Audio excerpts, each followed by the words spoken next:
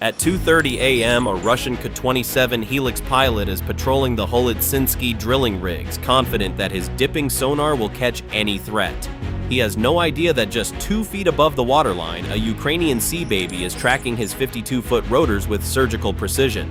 In exactly 38 minutes, his $15 million helicopter will become a fireball in the Black Sea, lured into a trap by an acoustic decoy he thinks is a submarine. In a high-tech control room 620 miles away, a Ukrainian operator wipes sweat from his forehead. His monitors are zoomed in on a Ka-27 Helix helicopter patrolling the Sivash rig. The Helix is a $15 million submarine hunter with massive 52-foot twin rotors. The Russians are using the drilling rigs as makeshift panzer fortresses to guard the approaches to Novorossiysk. But the operator isn't just looking at the chopper, he's looking past it toward the ultimate prize, a Varshavyanka 636.3 submarine, a 243-foot black hole worth $475 million, currently refueling for a missile run. Putin thinks his $15 million helicopters own the sky. He's about to find out that 4 cheap FPV drones and a very long extension cord are about to turn his billion-dollar fleet into the world's most expensive scrap metal. 2:45 a.m., the Sea Baby USV is deep into its 620-mile trek, battling 4-foot swells and a 30-mile-per-hour crosswind that threatens to push the 30-foot vessel off its precise GPS track. In the control room, the operator monitors the fuel consumption of the twin waterjet engines, ensuring the drone maintains its 38-knot cruising speed. To any traditional naval commander, operating a small craft in these conditions is a nightmare. But for the Sea Baby, the rough water is a tactical asset. The physics of the mission are designed to exploit the limitations of Russian coastal defense.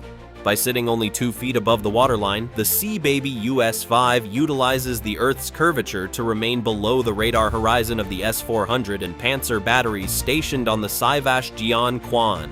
At a distance of 15 miles, a radar array positioned 100 feet above sea level literally cannot see a 2-foot-tall object due to the geometric bulge of the planet.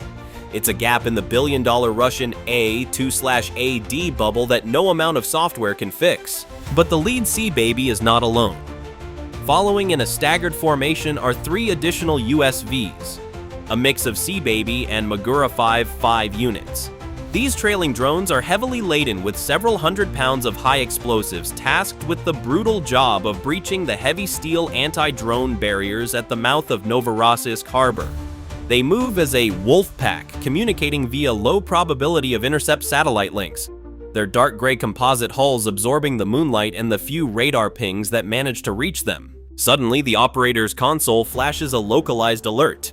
A Russian coastal radar array has initiated a high-intensity active sweep of the sector.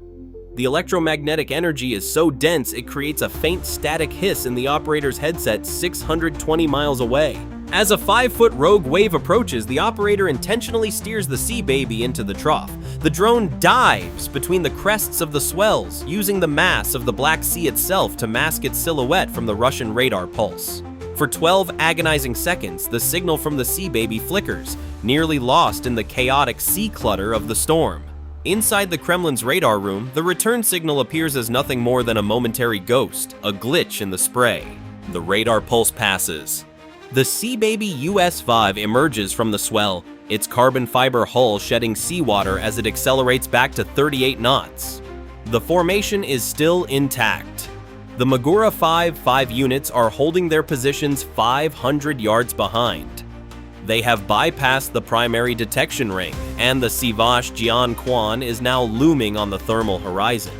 The Russians think the ocean is empty, but the Sea Baby and its payload are already in their backyard. The journey is almost over. The hunt is about to begin. 3:08 a.m. As the Sea Baby USV approaches within 5 miles of the Russian-occupied rig, the roar of twin turbines fills the air. A Ka-27 Helix helicopter, the Russian Navy's primary anti-submarine platform, lifts off from the rig's helipad. Its dual 52-foot rotors create a massive downwash as it hovers 50 feet above the waves, deploying its dipping sonar into the depths. Inside the Ka-27's cockpit, Russian sensor operators see a massive acoustic spike on their consoles. They arm their torpedoes, believing they've caught a Ukrainian submarine attempting to sneak past the rig. But there is no submarine. The Baby USV has activated its onboard acoustic decoy, a specialized underwater speaker that broadcasts the high-fidelity rhythmic thrum of a submarine's propeller. 15 miles away, the Ukrainian operator watches the Ka-27 Helix take the bait on his thermal feed, the helicopter moving into a low, hovering hover to pinpoint the ghost sub. "He bit the hook," the operator mutters, a grim smile crossing his face. The $15 million Ka-27 Helix is now stationary, low to the water, and perfectly positioned for what comes next. The Hunter has just become the ultimate target. 3:12 a.m., the Baby USV operator triggers the primary release. The hydraulic hatch on the drone boat's deck slides open, and the first fiber-optic FPV drone screams off its launch rail. As the small quadcopter accelerates to 100 miles per hour, it unspools a 9-micron thin glass fiber, a digital umbilical cord that maintains a 1.5 gigabit data link. This is the ultimate ace in the hole. While the Russian electronic warfare, EW, suites on the rig saturate the airwaves with white noise, the fiber-optic FPV remains completely immune. The operator's feed is a crystal-clear 1080p image of the target. On the drilling rig, the Russian Panzer S-1 defense system finally achieves a lock. It doesn't see the tiny FPV drone, but it detects the larger Magura and Baby support swarm trailing behind. The Panzer's 30mm twin cannons open fire, spitting 4,000 rounds per minute. One of the support Magura drones is caught in the spray, detonating in a massive orange fireball that lights up the midnight sky. The Russian Ka-27 Helix pilot, blinded by the explosion and distracted by the loss of the submarine contact, begins an emergency ascent, but it's too late. The Ukrainian operator pushes the FPV drone into a high-speed dive, the camera feed zooming in on the Ka-27's 52-foot rotors. The Russian EW system hits the drone with a massive Krasuka pulse, but the fiber-optic link doesn't even flicker. The FPV drone strikes the Ka-27 Helix directly on its tail rotor assembly. The 10-pound high-explosive warhead shatters the drive shaft instantly. The $15 million helicopter loses all yaw control, spinning violently as its counter-rotating main rotors collide and disintegrate. The Ka-27 Helix spirals into the Black Sea, disappearing beneath the waves in a secondary explosion of aviation fuel. On the Saivash rig, total chaos erupts. Russian radio traffic is a cacophony of panicked rescue orders and frantic radar sweeps. Every searchlight and sensor is now focused on the burning wreckage of the Ka-27. The Russian defenders have forgotten about the harbor at Novorossiysk. The diversion has worked perfectly. The black hole is now wide open. 3:25 a.m. The distraction at the Saivash rig has achieved its objective. Russian naval commanders, fearing a massive underwater infiltration at the drilling fields, have diverted their primary patrol assets 40 miles to the west. But the harbor at Novorossiysk is far from undefended. As the remaining Ukrainian swarm, 3 Magura 5.5s in the Baby carrier, approaches the harbor mouth at 38 knots, they face the ultimate obstacle, a multi-layered anti-drone barrier made of heavy steel cable and reinforced floating booms. The Magura 5.5 units act as the battering rams. One Magura accelerates to its maximum speed, its 450-pound high-explosive warhead detonating directly against the primary steel mooring. The explosion shears the 2-inch cables, creating a 50-foot gap in the barrier. The Baby carrier slips through the smoke and twisted metal, entering the inner harbor. The Russian response is instantaneous and overwhelming.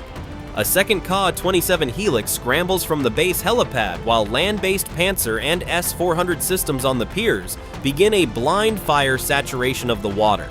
The harbor is suddenly illuminated by 2,000 lumen searchlights and the white-hot tracers of 30mm cannons. The air is so thick with electronic warfare interference that the 2 decoy Maguras lose their satellite uplinks and are promptly shredded by CIWS fire. The Baby carrier, now just 800 yards from its primary target, deploys FPV drone 3 and 4. These are the final 2 cards in the Ukrainian deck. The operator guides FPV number 3 toward the stern of the Varshavyanka 636.3 submarine, a 243-foot-long predator sitting low in the water.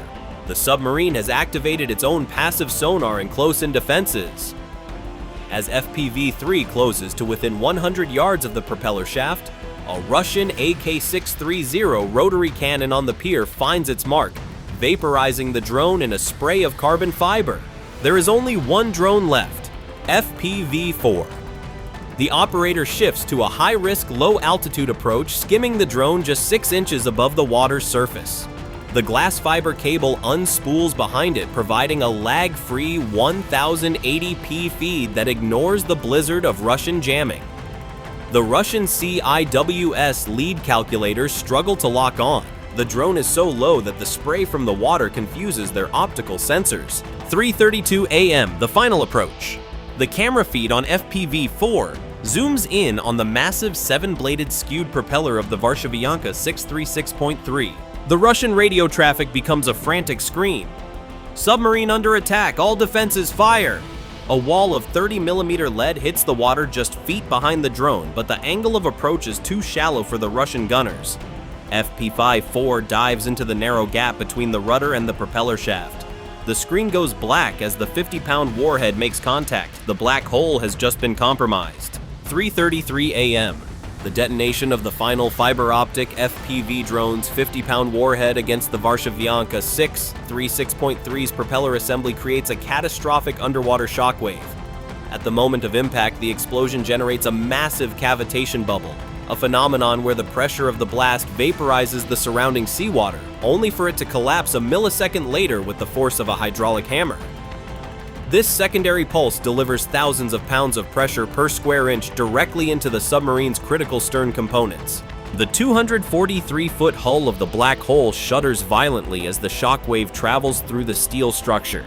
The propeller shaft, a masterpiece of precise Soviet engineering designed to rotate with near-silent friction, is sheared from its primary bearings. Internal sensors within the submarine trigger a cascade of alarms as seawater begins to breach the secondary seals in the engine compartment. While the submarine remains buoyant in the shallow harbor, the propulsion system, the very heart of the boat, is effectively dead. The harbor erupts into a symphony of panic and fire. On the surface, the remaining Magura and Sea Baby support units execute their final orders. They accelerate toward the primary docking piers and anti-drone barriers, detonating their massive high-explosive payloads in a coordinated chain reaction. These secondary blasts are designed not to sink ships, but to create a tactical diversion. 100-foot plumes of fire and black smoke fill the air, overwhelming the Russian damage control teams and blinding the infrared sensors of the land-based S-400 batteries. Through the chaos, the Russian radio frequencies are awash of frantic, uncoordinated screams. Emergency sirens wail across Novorossiysk as searchlights sweep a harbor filled with burning debris and twisted metal. The second Ka-27 Helix, hovering in a desperate attempt to find more intruders, is forced to retreat as the massive thermal updrafts from the burning barriers create hurricane-force turbulence over the water. In the Ukrainian control room, the operator stares at the static-filled screens where his drone feeds once were. He watches the final satellite thermal imagery, which shows a massive heat signature blooming from the stern of the Varshavyanka 636.3. The $475 million black hole is no longer a predator. It is a 243-foot paperweight pinned to the pier by a few pounds of explosives and a glass fiber cable. The operator's knuckles slowly lose their white-hot grip on the joysticks as he confirms the hit. The most expensive naval asset in the Russian Black Sea Fleet has just been neutralized by a plywood boat and a handful of smart quadcopters. The silent hunt is over. The results are permanent. The math on this one is just brutal. $475 million for a black hole submarine and $15 million for a Ka-27 Helix, all neutralized by a 30-foot plywood boat and 4 fiber-optic drones that cost less than a used sedan. This operation proves that in 21st century warfare, a very long extension cord is more powerful than the world's most advanced electronic warfare suite.